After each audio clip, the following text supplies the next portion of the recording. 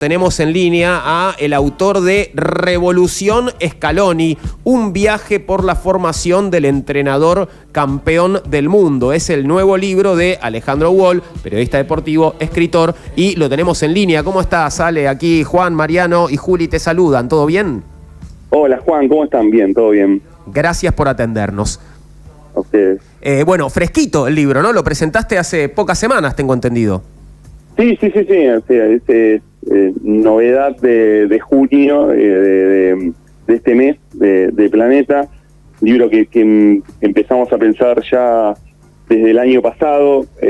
Habíamos hecho, después de volver de Qatar, habíamos hecho la tercera con Gastón Edul, un libro que nos gustó mucho hacer porque estaba fresco, además recién obtenido el Mundial en Qatar, y empezamos a pensar nuevos proyectos y salió esto que va en espejo con Revolución Messi, que lo escribió él. Yo hice el prólogo, nos intercambiamos prólogos, en mi caso me tocó el de Scaloni, que me interesaba mucho porque hablábamos demasiado de un técnico que empezó su carrera de entrenador al revés de lo que uno podría imaginar. Empezó desde la selección y me interesaba poder ir descubriendo quién era él como entrenador, de dónde se había formado y qué es lo que tenía en la cabeza cuando llegó a hacerse cargo de la selección. Justamente este era el punto que quería tocar, Ale, y esta es mi inquietud personal, porque todos recordamos ese momento, ¿no? El momento en el cual Scaloni llega a ser el técnico de la selección argentina y un montón de cuestionamientos que aparecieron antes de que, lo viéramos trabajando, lo viéramos en acción y viéramos los resultados que después iba a obtener. Hoy, con la tercera estrella y con las finales ganadas, uno puede hablar de otra forma, pero en ese momento, al menos a mí, me parecían muy legítimos los cuestionamientos, ¿no? Estábamos, una selección muy importante como es la selección argentina, iba a tener un técnico sin ninguna experiencia. Para vos, ¿había lugar para esos planteos? ¿Era razonable tener dudas sobre la figura de Scaloni llegando como técnico a la selección? Sí, totalmente. Y además me parece importante plantearlo porque es algo que también lo cuento en el libro, porque me parece que hoy lo vemos a la distancia y pareciera que todo aquel que criticó a Scaloni en este septiembre de 2018, que es cuando asume la selección, parece haber criticado al técnico campeón del mundo. Claro. Eran muy lógicas las dudas, porque Scaloni no tenía ningún antecedente en un equipo grande, porque en realidad llegó ahí formando parte del cuerpo técnico de Sampaoli, después de lo que había sido el desastre de Rusia 2018, fue muy caótico ese mundial para la selección argentina. Y la selección parecía que necesitaba una reconstrucción, y esa reconstrucción tenía que ir de la mano de un entrenador con experiencia.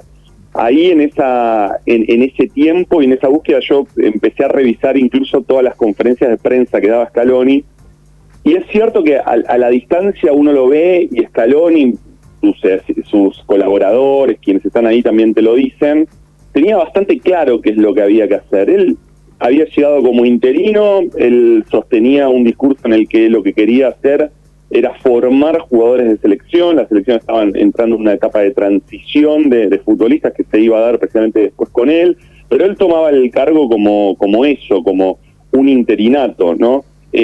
Me parece que lo que quizás no sabíamos era algo que iba un poco en lo subterráneo de su formación como entrenador, es que él hacía tiempo que se venía preparando, sin una experiencia, pero aún así habiendo seguido muy de cerca lo que había sido la experiencia previa en la selección argentina como colaborador de Scaloni. Pero sí me parece que poner las críticas en el contexto en el que se dieron me parece muy válido. Después sí creo que él en la Copa América 2019, a la que llega sí ratificado en el cargo, empieza a encontrar un equipo y empieza a encontrar una identidad, y a partir de ahí ya tenías que valorarlo de otra manera, ¿no? Lo que él estaba haciendo con la selección argentina. Totalmente. ¿Y cuánto tiene que ver el hecho de que haya podido llevar adelante un proyecto tan sólido, ¿no? Como el que viene llevando adelante en estos años, su historia como jugador? Porque entiendo que también te metes ahí, ¿no? Y la historia de Scaloni como jugador también es una historia muy vinculada a la selección argentina durante muchos años, ¿no? Desde chiquito. Sí, eso es bastante clave, porque Scaloni no tiene una trayectoria como futbolista en equipos grandes. Bueno, él es un ídolo del Deportivo La Coruña. La Coruña sí, en el momento en que llega Scaloni, era un equipo que le peleaba al Barcelona y al Real Madrid, pero hoy es un equipo que está en el ascenso de España, pero era un equipo más bien pequeño, de la región de Galicia, que en ese momento se estaba armando. Pero el cambio más profundo que se da con Scaloni es cuando llega al fútbol italiano. Él está en Lazio y Atalanta, y descubre de alguna manera con los entrenadores italianos, que son entrenadores muy influyentes. Por algo hoy en la Copa América, en la Eurocopa hay 5 entrenadores en distintas selecciones de Europa. Él descubre la obsesión por la táctica, empieza a interesarse mucho más, pasa muchos partidos en el banco de suplentes, dando más indicaciones a los compañeros que incluso él, pensando en su carrera como futbolista. Hay una historia ahí de Germán Denis, que lo tiene de compañero en Atalanta, que cuenta cómo él en el banco de suplente parecía un entrenador alterno. Y la influencia de los italianos está, por un lado, sobre todo en su carrera como futbolista. Y la influencia de José Pekerman, cuando lo tiene como jugador en la juvenil y después en el Mundial 2006 también. Hay algo que yo llamo que en el libro juego una idea como que son como las escrituras sagradas del scalonismo, que son unas entrevistas que él da previo al Mundial 2006, a donde llega no como jugador titular, ni mucho menos, pero llega como una alternativa de Pekerman, en donde él establece ahí como jugador, siendo todavía muy joven, una idea de lo que él cree que tiene que ser la selección. Por ejemplo, le dice a Cristian Grosso de La Nación que él cree que hay que construir hermandad dentro de un equipo, dentro de un plantel. Habla de Messi, que iba a jugar su primer mundial, de cómo había que cuidarlo y cómo había que rodearlo. Es decir, que ya a los 28 años él tenía una cabeza de pensar el grupo, que después la establece con con 2 de sus compañeros, si querés, que es Aimar y Samuel primero, después se suma Yala, y él empieza a trabajar ya sobre esa identidad. Él, al principio de su gestión como técnico de la selección, remite mucho a la idea de nosotros queremos transmitir lo que nos transmitieron en la selección argentina como fuimos jugadores, y ese que se lo transmitió fue Pekerman. Claro. Estamos hablando con Alejandro Wolle, es el autor de Revolución Scaloni. A partir de ahí, Alejandro, ¿cómo te va? Te saluda Mariano acá. ¿Cómo andás, Mariano? Muy bien, muy bien. A partir de ahí, de esa influencia de José Pekerman, yo me acuerdo de aquella famosa frase, los Peker Boys. Scaloni era un Peker Boy total, hecho y derecho, porque pasó por todas las selecciones juveniles y luego termina jugando el Mundial en el 2006 con José Néstor Pekerman. ¿Podemos hablar o imaginar hacia adelante unos Scaloni Boys? Bueno, ahí hay que empezar a ver algunos jugadores que evidentemente Scaloni vio que tenían la pasta para hacer la tarea que tal vez ellos hacían en la selección cuando eran jugadores. Para mí un nombre clave ahí es Rodrigo de Paul, más allá de lo futbolístico, y lo marco a Rodrigo de Paul porque una cosa que cuenta en el libro es el contraste de lo que era Scaloni como jugador en términos de su personalidad. Era un tipo muy jodón, muy dicharachero, estaba siempre al frente de las bromas.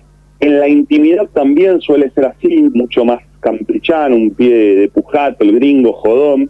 Y si vos lo ves en las conferencias de prensa, es un tipo muy calmo, muy reflexivo, y empieza a buscar jugadores a los que forman. Él con De Paul, por ejemplo, tenía una obsesión ya cuando era colaborador de Sampaoli. Le insistía bastante a Sampaoli de que De Paul podía ser su jugador. Y si uno ve el rol de Paul, es un rol que va más allá de lo futbolístico. Vieron que siempre lo vemos como medio de guardaespaldas de Messi, un poco de la conformación de grupo. Y De Paul es el primer escalonista, ¿no? Es el tipo que marca el cambio de generación, que después, por supuesto, lo tenés a Cuti, lo tenés a Dibu Martínez. Digo, esos son jugadores, a Julián Álvarez también, pero estaba más visible Julián, a pesar de que él lo lleva de muy pibe. Nico González, ¿no? Nico González es 100% Scaloni, ¿o no? Nico González, exactamente, Nico González. Digo, son jugadores que no estaban dentro de un radar, pero que él cuando llega cuando con Aimar y Samuel llegan a la selección en 2018, ellos tenían una lista de 50 futbolistas que habían hecho scouting, y eran futbolistas que no estaban tan en el radar de la masividad futbolera, por decirlo de algún modo, y ellos lo van buscando, ¿no? El caso de Dibu Martínez es extraordinario porque Dibu era un jugador que no tenía muchos minutos en el Arsenal, que termina yendo de equipo en equipo hasta que llega a Aston Villa, y el que tenía en la carpeta Dibu Martínez era Martín Tocali, su entrenador de arqueros, y a partir de ahí empiezan a confiar en verlo. Ellos ya sabían que en algún momento se iba a imponer en la lucha con Armani, más allá de que se termina siendo de casualidad, porque Armani se contagia COVID, claro, y ahí termina siendo el titular. Pero esos nombres a mí me parece que forman parte de eso que vos marcás, ¿no? De los escalonistas posteriores, Scaloni Boys. Ale, acá Julieta te saluda, ¿cómo estás?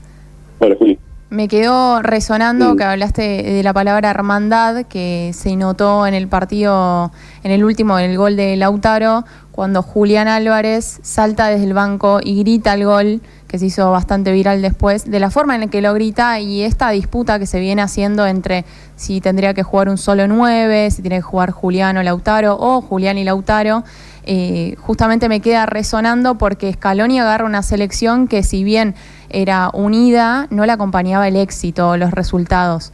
¿Crees que esto fue como su empoderante, digamos, como lo más importante que puso Scaloni dentro de esta selección? Sí, para mí hay dos puntos de eso, ¿no? Por un lado es que él, cuando llega a la selección, tiene una idea del fútbol o una idea de lo que quiere con la selección, por lo que venía de ser Francia campeona del mundo, y él había visto que el fútbol que se imponía era un fútbol rápido, de transiciones. Recordemos que veníamos de toda la etapa de la posesión, de tener mucho más la pelota y demás, y él empieza a trabajar sobre esa idea. Pero que cuando empieza a encontrar los jugadores que convoca, los jugadores que tenía, él empieza a ver que esos jugadores tocaban otra música, ¿no? Que empieza a escucharlos de otra manera y modifica de algún modo su idea futbolística. En ese punto es un tipo muy pragmático, por algo tiene también de referente, o sea, a Carlo Ancelotti, y él modifica su idea. Y la otra cuestión es esto que vos decís de la hermandad y de la competencia.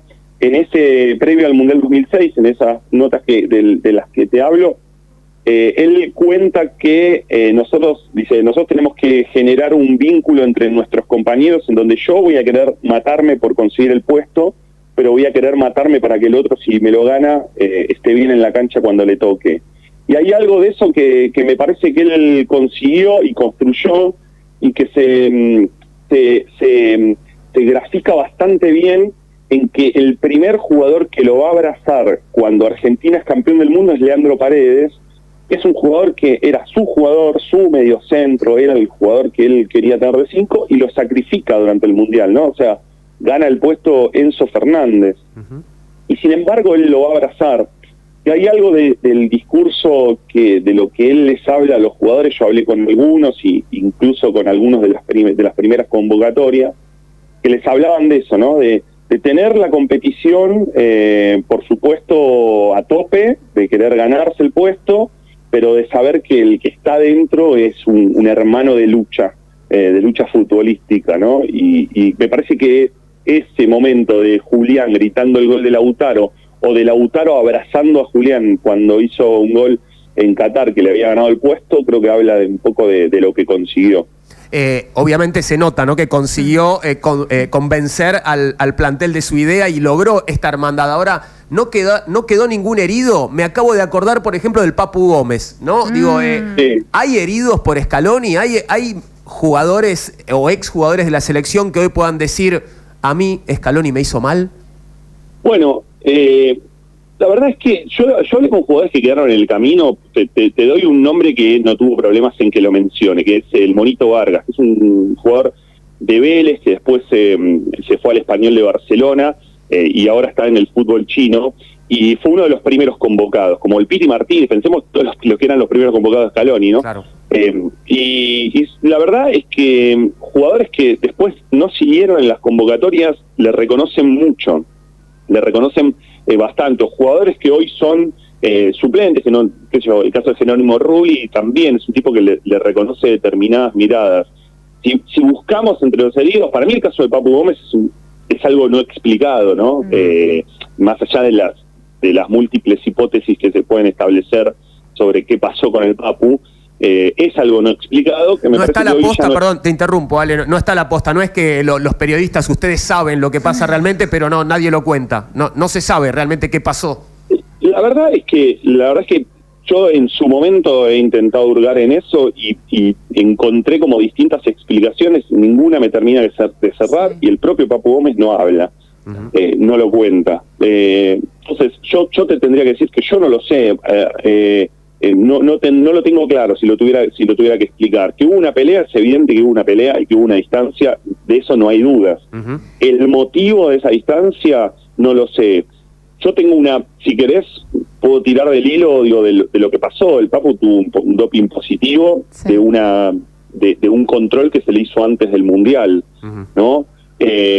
O hay algo, y acá iba a ir a otro herido, si querés, hay algo de la obsesión de Scaloni por los jugadores al 100, ¿no? Porque los jugadores lleguen al Mundial sin estar tocados, y el Papu no termina de jugar ese Mundial y posiblemente haya ido tocado. Eso haya podido ser algún tipo también de resquemor, claro. De que le oculte una lesión o un dolor o una molestia. Y el otro herido es Joaquín Correa, ¿no? Porque Correa está en la convocatoria al Mundial, viaja con la selección, van a jugar el partido con Emiratos Árabes a Abu Dhabi, y ahí se dan cuenta que Correa, bueno, no había dicho toda la verdad, si querés. Yo no lo juzgo, porque ¿quién quiere perderse un Mundial, no? Pero evidentemente no estaba para jugar un Mundial, lo termina reconociendo. Scaloni se enoja mucho con Correa, lo saca del equipo, también lo saca del equipo a Nicolás González. Recordar después las convocatorias de Ángel Correa y de Thiago Almada, se dan cuando ya Argentina estaba en Qatar. Pero fíjate que Nico González vuelve al equipo y es un jugador muy importante para él, tanto que pelea el puesto con Di María, y Joaquín Correa nunca más volvió. Ahí evidentemente también hubo un enojo bastante fuerte, ¿no? De Scaloni, y bueno, y el jugador no volvió a hacer mención al tema. Sí, estas lesiones que venimos hablando, que Scaloni es como muy puntilloso en tener a sus jugadores al 100, lo hizo también ahora para confirmar la Copa América, que veía que Pesela no se recuperaba y a ver a quién borraba de la lista, pero en todas estas hipótesis de posibles, el por qué el Papu Gómez no fue citado y Correa, se hablaban de discusiones quizás entre Lautaro Martínez y Correa, que también las hubo en Inter. Pero es como dice él, o sea, nunca se va a saber porque si el propio protagonista no lo dice. Claro. Pero a mí me quedó resonando en una cuestión del Papu Gómez. Y no lo dice en off. Claro.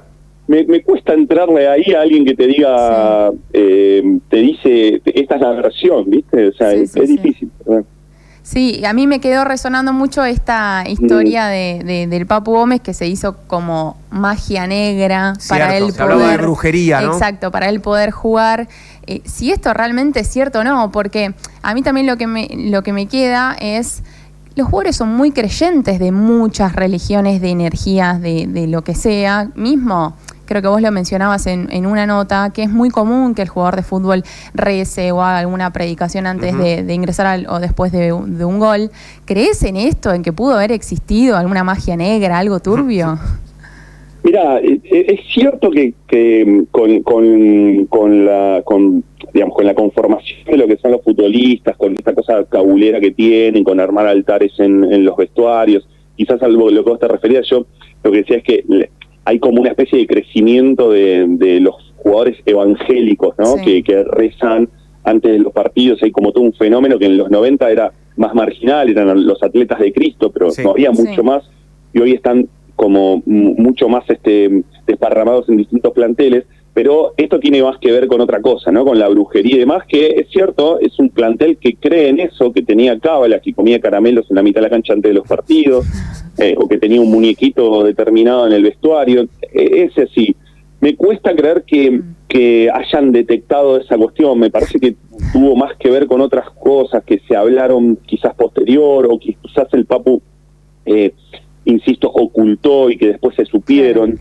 Me cuesta creer algo de la cuestión de la magia negra como algo central, pero bueno, quién sabe, ¿viste? el fútbol también es un lugar medio insondable para esas cuestiones. Ale, estamos hablando con Alejandro Wall, autor de Revolución Scaloni. Te hago la última, Ale, gracias por este tiempo que nos estás dedicando. Hablabas de técnicos, hablabas de la importancia de los técnicos italianos en la historia de Scaloni, mencionabas a Carlo Ancelotti. Pienso en los grandes técnicos que están en actividad y que son como referentes de modelos, de estilos, ¿no? Bueno, Pep Guardiola, Mourinho, no sé, Lucho Van Gaal, Scaloni. Hoy en el mundo, ¿es una referencia o esta es la selección de Messi? Porque a Scaloni no lo conocen por ninguna otra cosa más que por la selección argentina. ¿Se habla hoy de Scaloni como un técnico, uno de los técnicos de élite? Digo, méritos ha hecho, ha logrado títulos, pero bueno, no tiene la historia de todos esos nombres que te acabo de mencionar. No, y vos sabés que me parece que todavía no construyó